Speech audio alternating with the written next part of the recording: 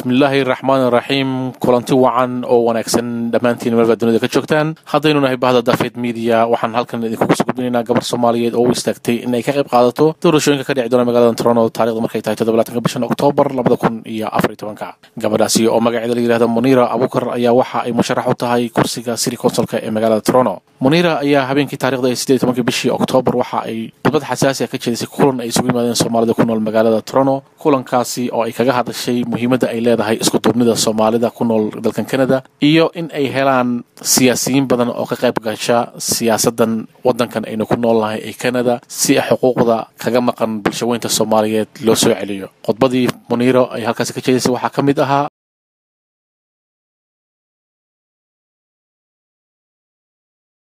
السلام عليكم. horti أنا أصمالي هذا أساس مو فعنا. إذا رأيش بدل وحد أصمالي كسر لان so I'm going to make it diverse like the UN and speak in English. I want to thank the organizers, Mami Nkrumah, and my family who's here. My father is Daawo. My mom isn't, but what happens to my father's family and what happens to my family happens to her. Yes, yes. When you're building for one person, this is the reality we need to speak about. When we're building Somalia, when we're saying Somalia, Hanolata. You need to build here first. Yes. The Somali Canadian community has been here for 25 plus years. You don't have an MP. We don't have an MPP. We don't have a city councillor. Nothing. When you look at Ukraine, when Ukraine went through crisis and their leader was changed, Yes. Stephen Harper said, let's fight for Ukraine. Because why? There's MPs that are Ukrainian. There are city councillors that are Ukrainian. There are MPPs that are Canadian and Ukrainian. So when he's saying fight for Ukraine, it's all about business interests. There's a political interest there. And this when our people are being killed, when they're told to be kicked off their land, when they're being moved off their land and forcibly removed. No one's going to say in Canada, let's fight for Somalia, because you don't have a politician there saying, why aren't we speaking about it? Why aren't we fighting to build Somalia? Of course we're being chased in Canada, of course we're being shut down, because the reality here is, this is Somalia until you get your kids right here. Your kids, Canada, go back home. Shows you that people here don't believe your kids are Canadian. Your kids are Canadian, but they also are Somali. I'm very proud when every single media outlet, from CBC to CB24, asked me, how do you feel? I said, I'm good at horses, 5 minutes down the road, I'm not hurt. Did I forget my keys? Did I forget to feed my cats? I don't know. I'll go back home and I'll check. It was a joke, it was funny to me. But the reality here is that when your kids are being told to go back home, they're the ones who are being educated in this country. Your kids are having kids. A lot of you in this room are grandparents. Your kids are having kids in this country. They're a second generation being born. And people are still telling you to go back home. No one can tell you. No one can tell you to go back home. But the reality here is you have 9 days. In 9 days, if you live in Dixon, in those 6 buildings, if you live in Queens Plate, if you live off of Scarlet and Dixon, if you live on Rexdale, even here, you have the obligation, you have to vote. You have to vote. When I'm being told to go back home, it's not myself being told, go back home. It's you, everybody in this room is being told to go back home. If that doesn't make you angry, I don't know what will. You have to fight for your kids. They're the ones who are being educated. They're the engineers who are going to build your roads here and home. They're the ones who are going to build hospitals. Your young girls who are doing nursing. They're the ones who are taking the first flight to Mogadishu to do Doctors Without Borders. Why? Because we care about back home. That's my people. The blood that runs through my veins is Somali blood. I may have been born in Canada, but I need to go back home. That's my people who you need to fight for. I may be running for political office, but I just graduated in June from my first degree in criminal justice. I'm only applying to be an international lawyer. I never wanted to be a lawyer. But I wanted to be a lawyer when I saw all the issues happening in Somalia. Our fish being stolen off the coast. People dumping oil and dumping nuclear waste off the coast. And no one's speaking about it. The UN is not speaking about it. No one is speaking about your issues. If you are not a voice for your people, who is going to be the voice? Who is going to fight for your people? So you take your education here, like Adela said, you take the taxpayer's education, you learn. You pay your loan, you pay through school, you do the work here. But then you start building back home. If you're sinking here, if your kids are in jail here, if your kids are the ones killing each other here, 54 of your young boys are dead, something's not right. But not one person offers you an apology. Not one person says, I'm sorry, how can we help the Somali community? Because you don't have political power. Political power is economic power, it's infrastructural power.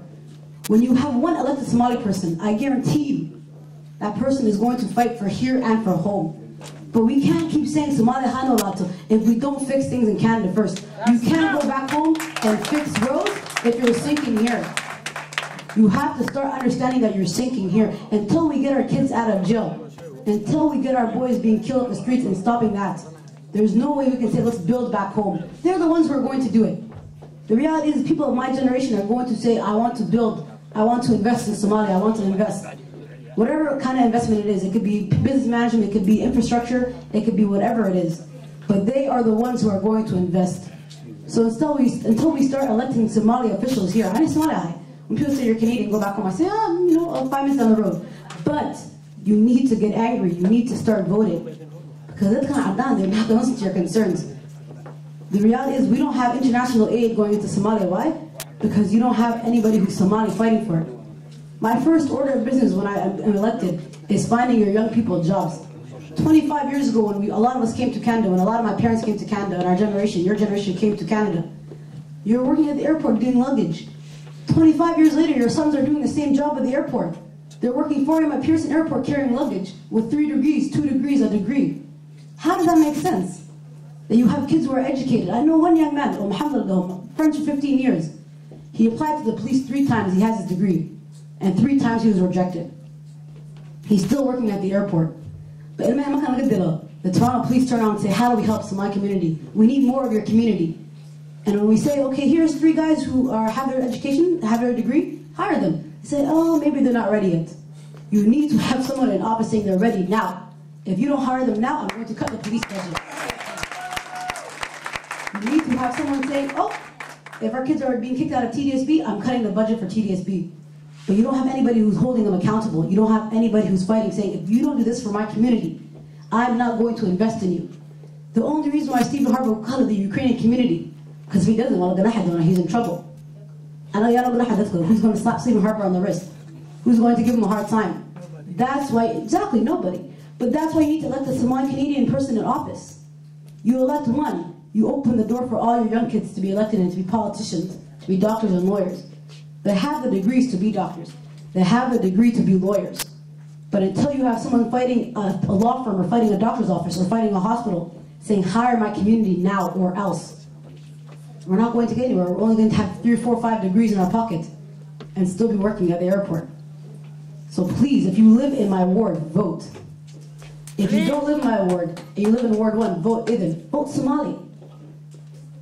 Look at my platforms. I'm not only saying vote me because I'm Somali, but look at my platforms.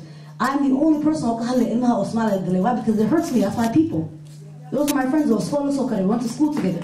It doesn't hurt other politicians. It doesn't hurt them to see 54 of your kids dead. It doesn't bother them. It bothers me a lot. It bothers me because that's my community who's being killed. It bothers me because that's my young people being put into jail. It's a big problem, but nobody is talking about it because we don't have political power. 2014 is here to change that. Yeah. You start voting in Somali Canadians into Canadian office today, into political office, city, provincially, federally. Then we can start fixing back home. Then we can start building the roads Adel was talking about. Then we can start building the hospitals. But until we start fixing ourselves here and supporting each other here, because you still have Somalia, I'm not voting for her. I'm voting for Adanga. I'm voting for Magalada. That's a sad reality. Your own people are telling you I'm not voting for you. So until we actually become one unified front here, until Somalis start understanding that you're Somali, I'm Somali, how do we support each other? How do we expect a fixed home? It's not a possibility, but we can do it. Vote me in, vote Idil in. Your kids will start being hired and start having better jobs that reflect their degrees. You'll have the police officers, you'll have the teachers, you'll have the city staff that are Somali. 100,000 Somalis, 100,000 plus live in Toronto. And only 3 are city staff. Only 1 is a Canadian officer. In the entire police force, 7,000 police officers. 54 kids are dead, but we only have one police officer who's Somali Canadian. How does that make sense? You need to start voting. Vote responsibly. You don't know, you have a lot of power. The people who put Rob Ford and Doug Ford in power in this room are the very same people who are sitting here. You have power. People are afraid to tell you you have power, but you have a lot of it. Everybody is standing outside Khalid bin Walid on Fridays handing out flyers because they know the power you have. But you need to start using it responsibly. You need to start fighting for your community here first, and then home. Because Somalia, to me, I may not be from there, but it's home. So thank you for your time. I really appreciate it. Thank you.